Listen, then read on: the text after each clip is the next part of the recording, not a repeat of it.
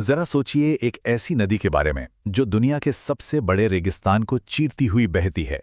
और सिर्फ बहती नहीं, बल्कि अपने किनारों पर एक पूरी की पूरी सभ्यता को जन्म देती है। जी हाँ, आज हम बात करने वाले हैं उसी महान नील नदी की, उसके पूरे सफर की कहानी।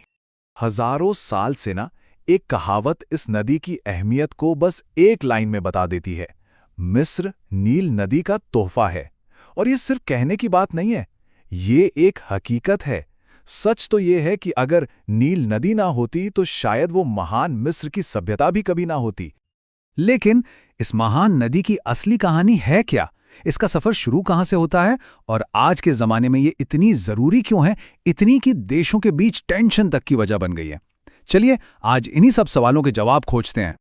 तो पहला हिस्सा है सभ्यताओं की जीवन रेखा। देखिए, नील नदी का सबसे बड़ा कमाल शायद यही है कि यह दुनिया के सबसे गर्म और सूखे रेगिस्तान सहारा के बीच से होकर गुजरती है और अपने साथ एक हरी भरी पट्टी लेकर चलती है, मानो रेगिस्तान में जान फूंक रही हो। इसी ने तो हजारों साल पहले उस महान सभ्यता की नींव डाली थी। और इसकी लंबाई, अरे बाप रे, ये सुनकर तो शायद यकीन ना हो। ये नदी 6,650 किलोमीटर लंबी है। अंदाजा लगाइए, ये भारत में कश्मीर से कन्याकुमारी की दूरी का लगभग दोगुना है। वाकई ये धरती पर एक विशाल लाइफलाइन की तरह है। तो सवाल ये उठता है कि इतनी विशाल नदी आखिर आती कहाँ से है? बस यहीं से कहानी और भी मजेदार हो जाती है, क्योंकि नील असल में एक नदी है ही नहीं, ये दो अलग अलग नदियों के मिलने से बनती है। इसकी पहली ब्रांच है व्हाइट नाइल। ये अपनी शांत और एक जैसी बहने वाली धारा के लिए जानी जाती है, और इसका लंबा सफर शुरू होता है अफ्रीका की बहुत बड़ी विक्टोरिया झील से। और फिर आती है इसकी दूसरी और कहीं ज्यादा शक्तिशाली शाखा, ब्लू नाइल। ये निकलती है इथियोपिया के पहाड़ों में ताना झील से। अब भले ये लंबाई में छोटी हो, पर नील नदी की असली जान, असली ताकत यही है। पता है क्यों? क्योंकि नदी का 80% से ज्यादा पानी और वो बेशकीमती उपजाऊ काली मिट्टी यही लेकर आती है। वही मिट्टी जिसने मिस्र को हजारों सालों तक पाला है। तो मतलब हमारे पास दो नदियां हैं और दोनों का काम बिल्कुल अलग। व्हाइट नाइल वो देती है एक लंबा और स्टेडी फ्लो, और ब्लू नाइल वो लाती है ताकत और जमीन को जिंदा रखने वाली मिट्टी। जब ये दोनों मिलती हैं तब जाकर बनती है असली नील। और इन दो महान नदियों का संगम कहाँ होता है? ये होता है सूडान की राजधानी खार्तूम में। ये वही जगह है जहां व्हाइट और ब्लू नाइल एक हो जाती हैं और जन्म होता है द माइटी नाइल का। और फिर यहां से वो एक होकर मिस्र की तरफ अपना लंबा सफर तय करती है। अब आते हैं तीसरे हिस्से पर, नील पर काबू पाना। देखिए, हजारों साल तक तो नील ने इंसानों पर राज किया, उसकी बाढ़, उसका पानी, सब उसकी मर्जी से। लेकिन 20वीं सदी में आकर इंसानों ने इस महान नदी को कंट्रोल करने की ठान ली। और इस कोशिश का सबसे बड़ा सबूत है मिस्र का असवान हाई डैम। जरा सोचिए, 3.6 किलोमीटर लंबा एक विशाल स्ट्रक्चर जो 1970 में बनकर तैयार हुआ। इसका मकसद सीधा था, नील की तबाह करने वाली बाढ़ को रोकना और पूरे साल बिजली और खेती के लिए पानी पक्का करना। यह सच में इंजीनियरिंग का एक कमाल है। लेकिन अब नील की कहानी में एक और बहुत बड़ा डैम जुड़ गया है। एक तरफ है मिस्र का असवान डैम जो मेन नील नदी को कंट्रोल करता है, तो दूसरी तरफ इथियोपिया अब ब्लू नाइल पर, याद है ना, जो पानी का मेन सोर्स है, वहां ग्रैंड रेनेसा डैम बना रहा है। और बस यहीं से आज के दौर का सारा विवाद शुरू होता है।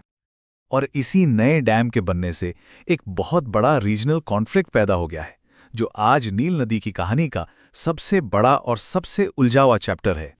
तो सवाल यह है कि जो डैम एक देश के लिए तरक्की की निशानी है, वो दूसरे देशों के लिए चिंता का सबब क्यों बन गया है?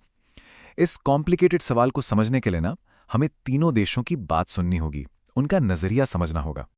तो सबसे पहले बात करते हैं इथियोपिया की। उनके लिए ये ग्रैंड रेनेसा डैम उनके इकोनॉमिक फ्यूचर की चाबी है। वो इसे एक बहुत बड़े मौके की तरह देख रहे हैं, जिससे देश के विकास के लिए जरूरी बिजली बनेगी और सिंचाई के जरिए खेती-बाड़ी को भी बढ़ाया जा सकेगा। अब सिक्के का दूसरा पहलू देखिए, यानी मिस्र और सूडान, जो नदी के बहाव में नीचे की तरफ हैं। उनकी फिक्र यह है कि अगर इथियोपिया ने पानी के बहाव को कंट्रोल कर लिया तो उनके हिस्से का पानी घट जाएगा। और मिस्र के लिए तो ये जिंदगी और मौत का सवाल है। क्यों? क्योंकि वहां की 10 करोड़ से ज्यादा की आबादी पानी के लिए लगभग पूरी तरह से सिर्फ और सिर्फ नील नदी पर ही डिपेंडेंट है। तो इस हाई स्टेक विवाद को सुलझाने के लिए अब तीनों देश इंटरनेशनल मध्यस्थों की मदद से बातचीत कर रहे हैं। कोशिश यही है कि कोई ऐसा रास्ता निकले, ऐसा कोऑपरेटिव सॉल्यूशन जिसमें सबका भला हो। चलिए अब इस सफर के आखिरी पड़ाव पर चलते हैं, उस जगह जहां नील नदी भूमध्य सागर यानी मेडिटेरेनियन सी में जाकर मिलती है और अपना आखिरी तोहफा देती है। और अपने आखिरी मुकाम पर भी नील हमें एक और मजेदार कहानी दे जाती है। हम सब ने ज्योग्राफी में डेल्टा शब्द सुना है ना? वो तिकोनी जमीन जो नदी के समुद्र में मिलने से पहले बनती है। पर क्या कभी सोचा है कि ये शब्द आया कहाँ से? ये आया है ग्रीक अक्षर डेल्टा से, क्योंकि नील नदी का डेल्टा बिल्कुल हूबहू वैसा ही दिखता है। कमाल है ना? और हां, भूमध्य सागर में मिलने से ठीक पहले नील नदी एक और कमाल करती है। वो दुनिया के सबसे पुराने और ऐतिहासिक शहरों में से एक अलेक्जेंड्रिया, जिसे सिकंदरिया भी कहते हैं, उसे जन्म देती है। ये चहल पहल वाला बंदरगाह आज भी मिस्र की इकोनॉमी की जान है, जो उसे पूरी दुनिया से जोड़ता है। तो आखिर में ये पूरी कहानी हमें एक बहुत बड़े सवाल के साथ छोड़ जाती है। जैसे जैसे इन देशों की आबादी बढ़ रही है, पानी की ज़रूरतें बढ़ रही हैं, तो सवाल ये है कि वो इस एक अकेली जीवन देने वाली लाइफलाइन को आपस में बांटना कैसे सीखेंगे। और सच कहूँ तो इसी सवाल के जवाब पर इस पूरे इलाके का भविष्य टिका है।